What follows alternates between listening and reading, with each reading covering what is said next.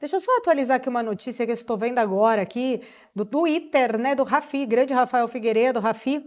Ele falou que o Stuberg saiu do forno dele aqui, né? O Rafi falou Stuberg, diz que dependendo da PEC, o Brasil corre risco de downgrade. Esse é um ponto importante, inclusive, Fábio, eu queria trazer esse assunto com você, né? A gente tem discutido já bastante sobre essa possibilidade das agências de risco, inclusive, rebaixarem nossa nota aqui do Brasil em relação a toda essa questão do fiscal, né? Apesar de o mercado ter entendido que houve uma leve desidratação, vamos dizer assim, mas então, exatamente, né? Porque a questão ampliou esse teto, aumentando isso, tem esse é o ponto até que eu queria debater aqui. Como que a gente vai fazer os reflexos disso, principalmente para a inflação, para juros e até para a própria moeda, né? A gente deve ter aí um ano de 2023 que, de repente, você acredita, Cabral, que isso pode impactar até na questão de não vou falar uma recessão, mas de repente atrapalhar a atividade nossa? Pode, porque a curva de juros empina, o custo do dinheiro está caro, o custo do dinheiro está caro, o empresário não investe, vende menos, isso pode causar recessão. E Não sei se é aquela recessão de 3, 4%, Tá. mas uma queda podemos ter sim. E uma fuga de investidor também, por conta disso? Impactando a moeda? Não, fica o mercado é meio doido, quanto a isso não. Quanto a isso eu não consigo ver A assim. questão, Pode ter uma fuga temporária, mas a médio e longo prazo ele E se fica. de repente se concretizar isso, de um downgrade nas agências de risco para o Brasil? Aí. não. Tá. O Brasil Muito está com pouco. grau de investimento? Não, Não, né? não tá. Fala, Então Fábio. Não. esquece. Quem já não Não? tá, não tava, e quem tá, fica.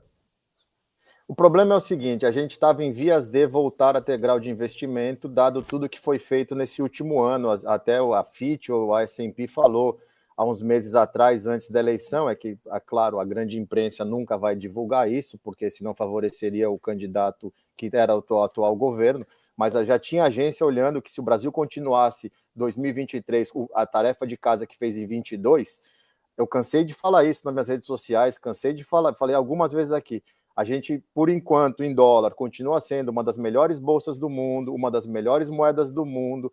Agora desandou porque o fator eleição gerou muita volatilidade, mas o Brasil vinha bem. Final do ano a gente sabia que ia ter o desafio, independente de quem ganhasse, ia ter que fazer PEC, alguma coisa para fechar algumas contas, mas cada um de uma maneira. E a gente viu que a maneira que o time atual da economia estava fazendo as coisas, estava dando tudo certo. Como a gente ainda não sabe quem é o ministro da Fazenda, e os próprios candidatos a ministro da Fazenda, os nomes não passam muita confiança, afinal, se você for pegar o currículo do principal candidato, Fernando Haddad, de economia ele não entende nada, mas ele vai ser ministro da Fazenda provavelmente. Já começa a ficar preocupado porque o mercado começa a olhar que é um novo poste. A gente já viu isso no Lula 1, no Lula 2, ele sempre tem uns postes ali. O mercado fica um pouco preocupado. Vão desmembrar todo o Ministério da Fazenda para planejamento, para mais alguma coisa. Então, assim, quem que vão ser as outras pessoas? Um terceiro ponto importante, o que não acontece muito, é a gente estava com cortes de juros para o ano que vem, já estão tirando da curva esses cortes, e já tem gente falando, olha, dependendo como passar essa PEC, dependendo como for as coisas, de bobear vai ter que subir juros no ano que vem. E aí começa a gerar um problema. Por quê? Diferentemente de lá de trás, hoje o mundo tem juros positivos. Os Estados Unidos com 5% de juros, a Selic a 14% já não é tão mais linda, maravilhosa como ela está agora.